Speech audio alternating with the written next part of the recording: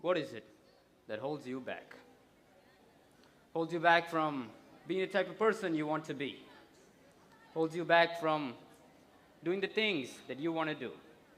Holds you back from living the life that you want to live. I texted my friend something similar a few days ago. And I sat there waiting for an excuse, a lie, a justification. And this is what he said. He replied, quote unquote, "I don't know, man.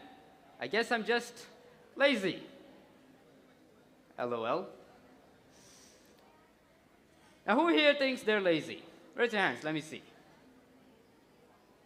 No hesitation. Now, you see that some of you didn't raise your hands. That's okay. I know you're just too lazy to lift them. But what if I told you you're not actually lazy? No one is actually lazy. You see, laziness is a label that we've given ourselves because it stops the conversation. It clears us of responsibility. What can I say? I'm just lazy. No, you're not. You're not lazy. You're in a state of laziness because your life feels fine. Judges, my fellow finalists, and my dear audience.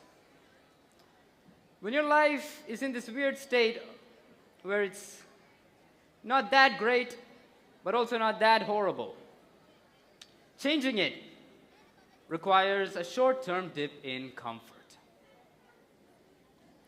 And it seems that so many people are resistant to this change. I call this the alarm clock effect. Imagine this.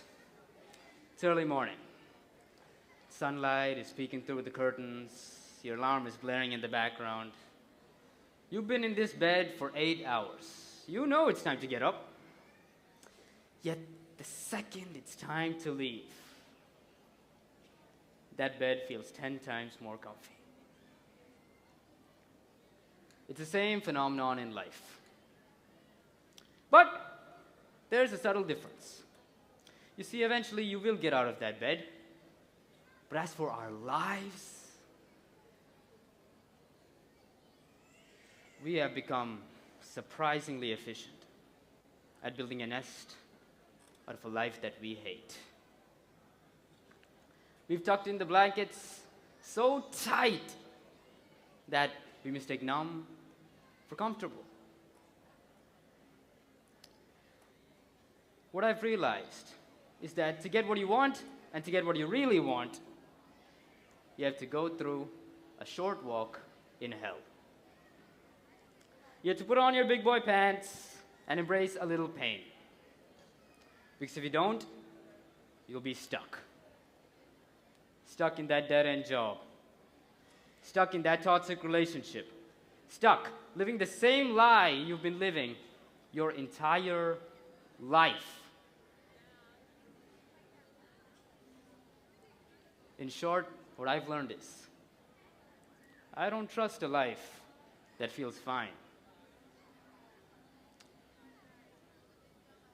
Now, if your life is in this weird state of just good enough, do yourself a favor and soak that bed.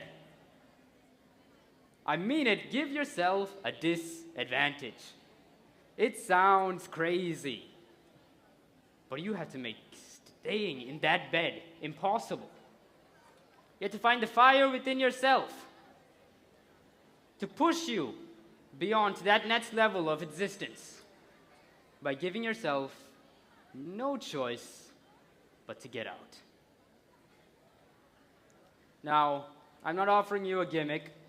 I'm not pitching you a productivity hack. I'm showing you a new way of life. This is a lifestyle, not a weekend retreat. So please, I beg you, find that something. Find that fire, because a life that feels fine will keep you exactly where you are. And one day, you'll realize the most terrifying thing of all. Nothing was wrong. You weren't miserable. You weren't failing. You just never demanded more. Ladies and gentlemen, never accept good enough for the only life you get to live.